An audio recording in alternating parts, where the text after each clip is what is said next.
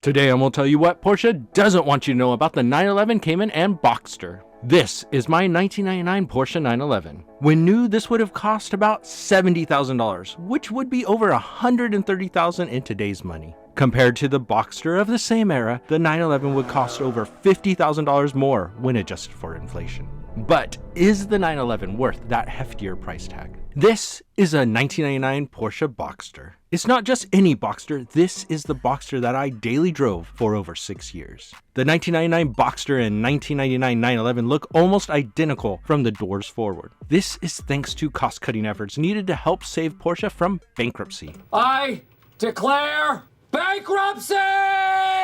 Both models' designers met regularly to ensure the designs shared as many parts as possible. With the 911, the extra money did get you about 100 extra horsepower over the Boxster. Beyond the 911's extra power, it also gets back seats and a few minor trim upgrades. But overall, outside of being a bit faster, the Boxster was a better performance car bargain. Then in 2001, the Boxster S made things quite interesting, inching closer to 911 power levels. But in 2006, things would get even more interesting. This is the 2006 Porsche Cayman S, the first Cayman model to make it to production. Porsche didn't want you to think of the mid-engine Cayman as better than the 997 generation Porsche 911 produced for the 2005 model year. The Cayman was positioned as the middle child, sitting right between the Boxster and the 911. And the middle child always thinks they get the short end of the stick. They don't, Rebecca. And when I say it sits in the middle, I mean from about every aspect, including its price and horsepower. After a drive in the Cayman, many felt it was the best car that Porsche made. It was only Porsche's detuning of the Cayman that kept it from rivaling the icon that is the 911.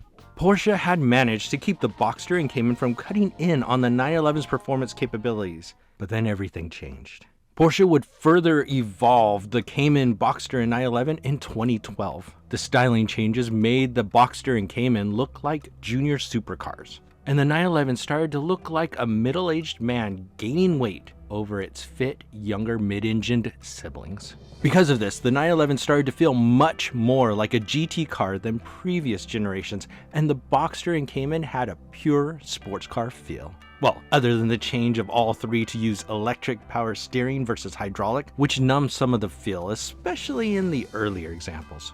The big additions to the lineup was the Cayman GT4 and Boxster Spider, which used a version of the 911's power plant. With the GT4 and Spider, Porsche finally let the Boxster and Cayman rival the performance of a base 911. And there was much rejoicing. But the party didn't last long.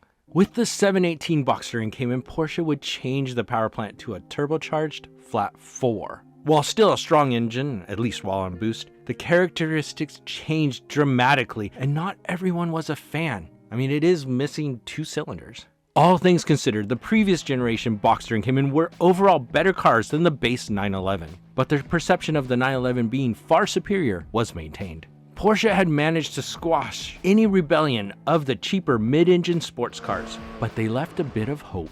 The 4-liter flat-6 Boxster and Cayman GTS models made it to production. Plus, the GT4 and Spider returned to the lineup with better performance for a lower price than a base 911. The Cayman now even has the track-focused GT4 RS model that would look great in my garage. Having driven multiple generations of Boxsters, Caymans, and 911s back to back, each time I walk away thinking that the Cayman is the best sports car for the road.